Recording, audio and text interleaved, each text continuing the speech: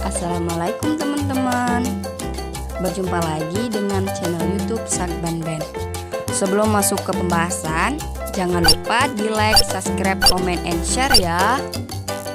Kali ini saya akan membahas tentang sounding. Apa itu sounding?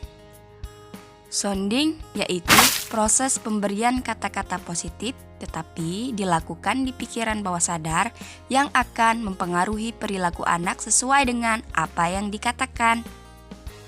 Sounding ini cara yang sangat simpel tetapi pengaruhnya luar biasa. Banyak yang sudah berhasil mengubah perilaku anak dengan metode ini. Sounding ini bukan seperti sugesti biasa ya. Ini harus dilakukan di pikiran bawah sadar anak supaya bisa diterima dengan baik dan mengubah perilakunya. Karena perilaku seseorang dikendalikan oleh 88% pikiran bawah sadar dan hanya 12% di pikiran sadar. Hasil penelitian ilmiah menunjukkan bahwa semua manusia dilahirkan dengan otak yang sama. Lalu, dari pertanyaan di atas, timbul pertanyaan, mengapa ada anak yang malas dan bodoh jika manusia diberikan otak yang sama? Semua itu disebabkan oleh kesalahan sugesti yang secara tidak sadar diberikan oleh orang tua untuk anaknya. Seringkali orang tua tidak menyadari bahwa ucapan dapat membentuk perilaku dan sifat anak. Apakah anak itu akan menjadi rajin dan pandai ataupun menjadi malas dan bodoh? Ucapan-ucapan tersebut tertanam dan tertancap di dalam pikiran bawah sadar anak melalui sebuah sugesti. Dan jadilah seperti yang kamu sering ucapkan.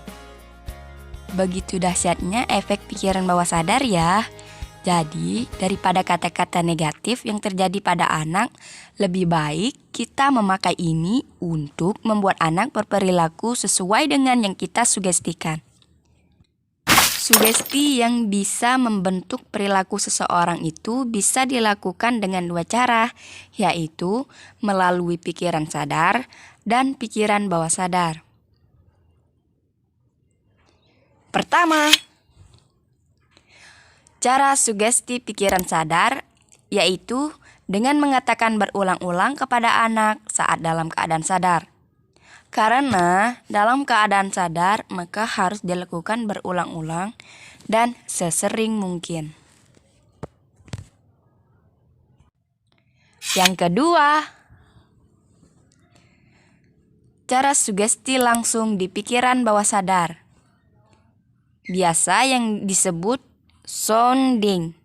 Sugesti di pikiran bawah sadar jauh lebih efektif karena 88% dari pikiran bawah sadar yang membentuk perilaku seseorang. Jadi, bedakan antara sugesti biasa dan sounding ya. Supaya bisa melakukan sounding di pikiran bawah sadar, maka kita harus membuat anak ada di pikiran bawah sadar dulu. Baru kita bisa kasih kata-kata positifnya. Nah, untuk tahu kapan anak pikiran bawah sadarnya aktif itu pada saat 5 menit sebelum tidur pulas atau saat anak sudah tidur tetapi belum terlalu lelap. Ditandai dengan saat kamu sounding, dia masih bereaksi.